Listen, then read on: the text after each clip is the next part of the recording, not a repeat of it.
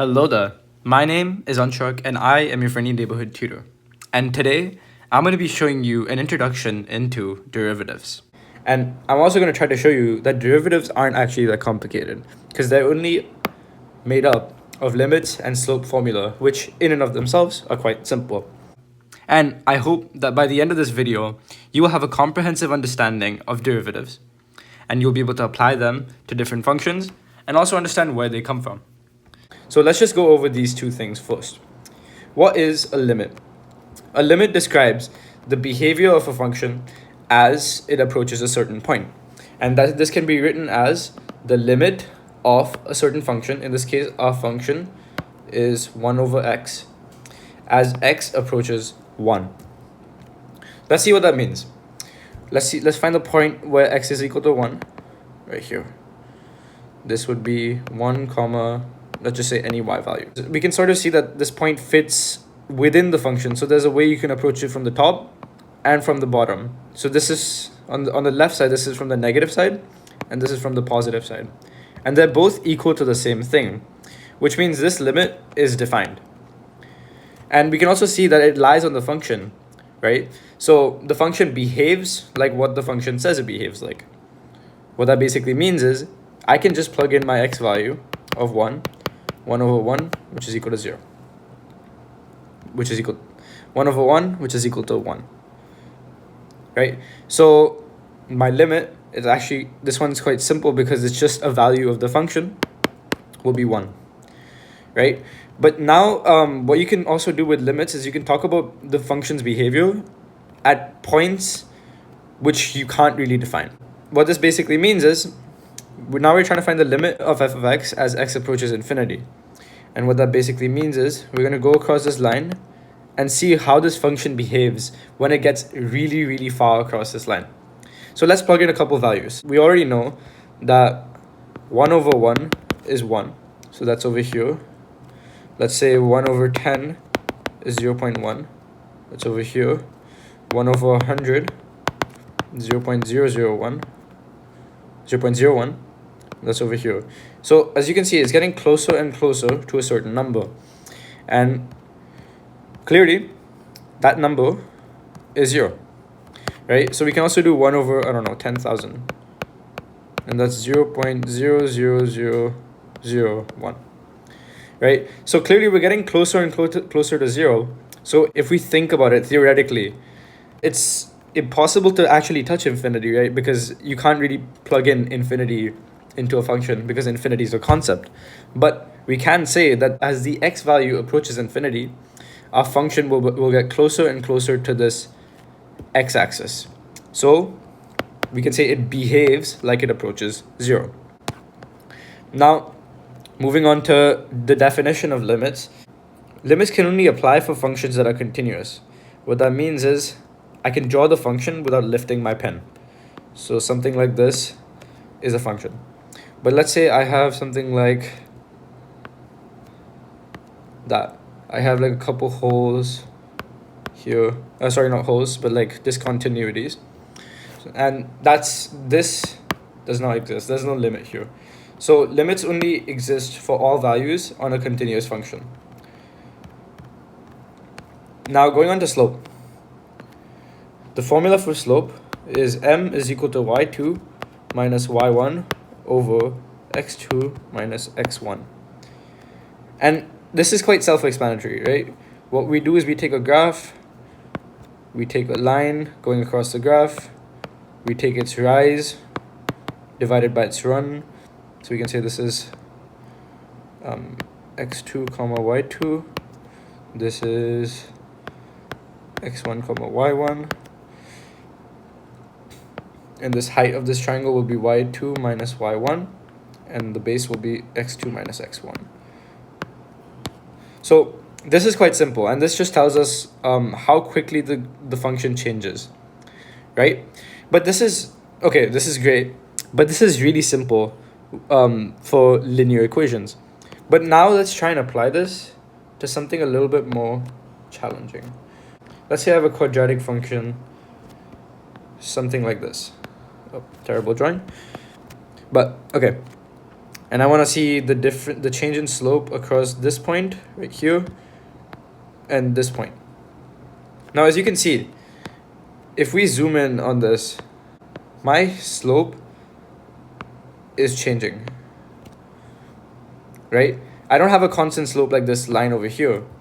It's changing, which means that my rise over run formula, which only works for lines, will give me a projected slope of something like this.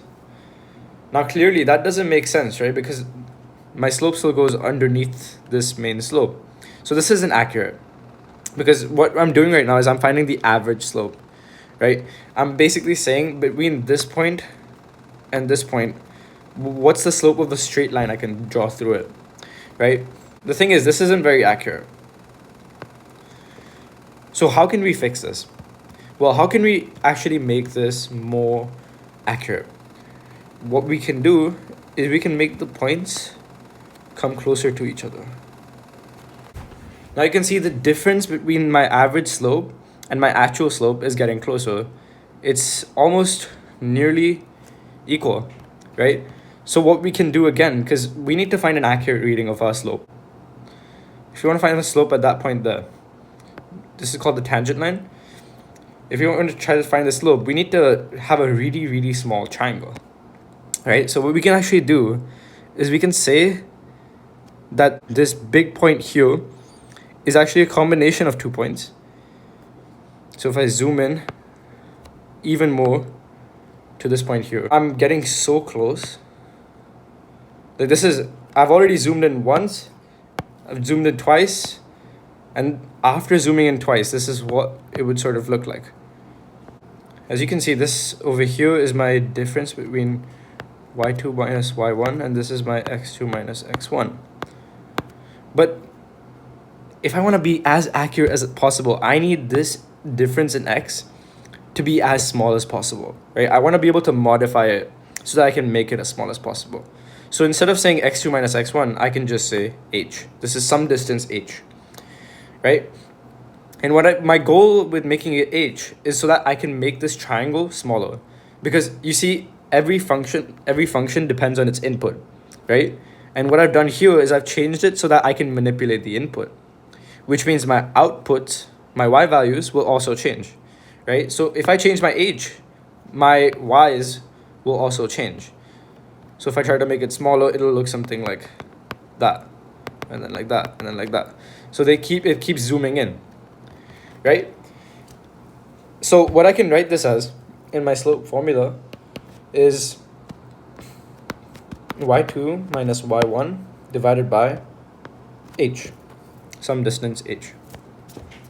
And then what I can also do is I can say, instead of y2 and y1, I can call them f of x, right? Because I use f of x up here, right? F of x, we can use this notation.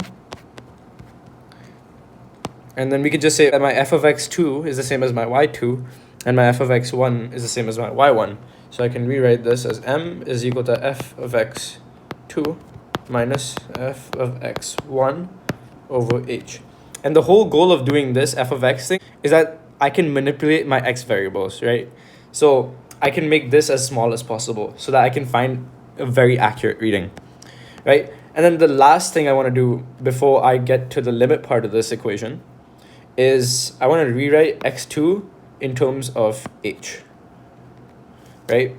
So how can I write x2 in terms of h? Well, we know that x2 minus x1 is equal to h.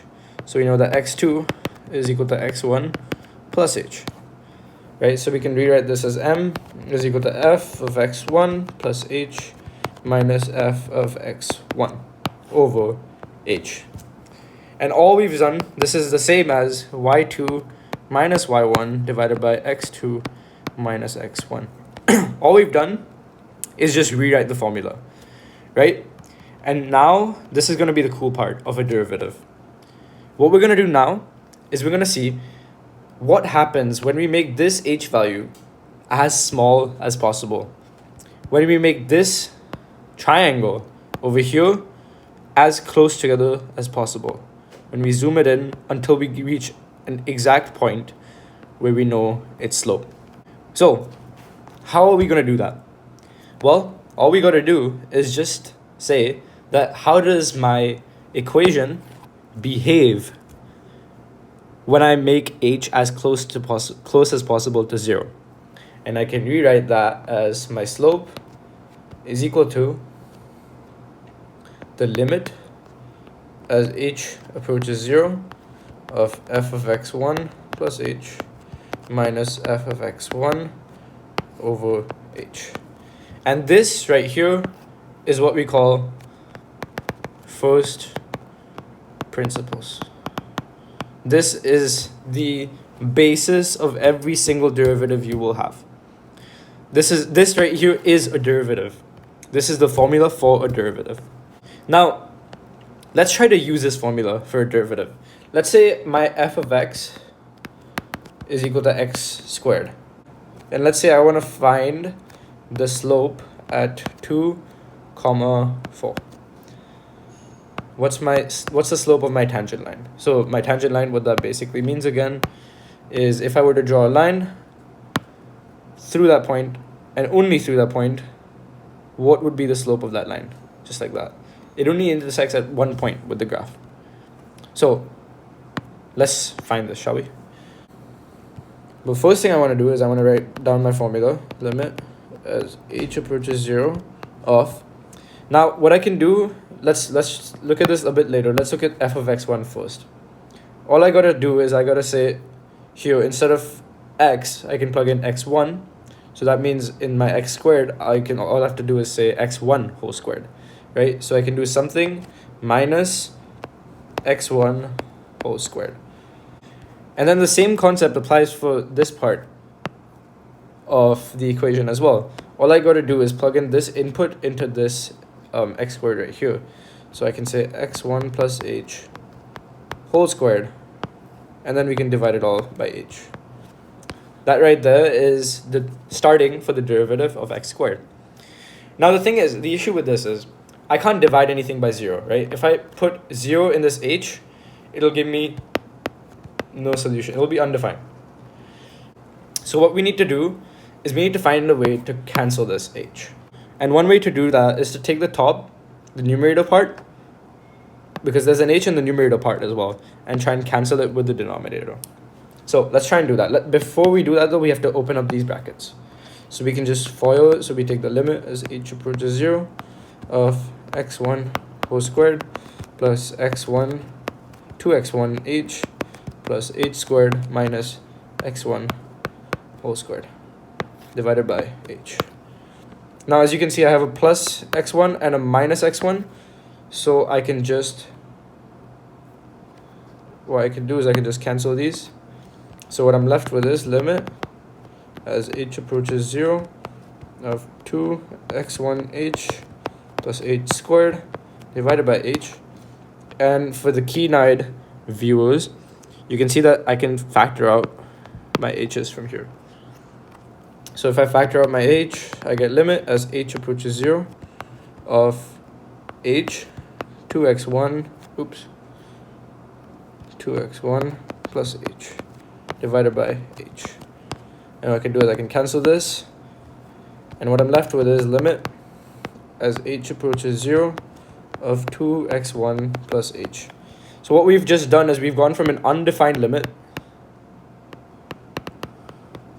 and we've made it defined. And what that means is now all I gotta do is just plug in my 0 into my h. So I'll just draw an arrow there. So we can say, now we can remove the limit, so we get 2x1 plus 0, which is equal to 2x1. And we can also write that as 2x. That's it. We just found the derivative. That's the derivative of x squared. Now what that basically means is, this is my key to finding the slope at any point of my x squared function. So if I have my function here, and I have my point 2, 4, all I got to do is just plug in my x value of 2 into this equation here. So we get derivative. Actually, we can say the slope of the tangent line. I'll label that m tan is equal to 2 times 2 which is equal to 4. And if I zoom in on the graph like this, I can see that, okay, at my point, my tangent line of 4x plus, I don't know, some constant c is exactly going to intersect it at that point. So that right there is my instantaneous slope of the graph. Again, we can try this also with, I don't know, 3 comma 9. At 3 comma 9, the slope of my tangent line will be 2 times 3, which is equal to 6. So instead of having a slope of 4, my tangent line up here, so in my original point it's 4, and at my new point it's a little bit steeper, right? You can see it increases in rate. So my tangent line will also be a bit steeper. And that right there is a derivative. Finally, just as a side note, derivatives have two different types of notations. The first one is f prime of x. This is relatively simple. You can just take x squared and you can apply prime to it, and this will give you 2x. That's one. And then the second one is dy over dx. So what you can say is the derivative dy over dx of x squared is equal to 2x. Both of these work. What dy over dx means is just a small change in x over a small change in y. And that's sort of exactly what we discussed here with this formula. As we took the limit and we made that distance between them as small as possible. So we made the change as small as possible. So this notation right here basically means a really small change in y divided by a really small change in x. Thank you so much for watching, and I hope this helped a little bit in explaining what derivatives are, why are they used, and how simple they actually are. And of course, leave any comments in the comment section if you have any doubts, and I'll see you in the next one. Thank you.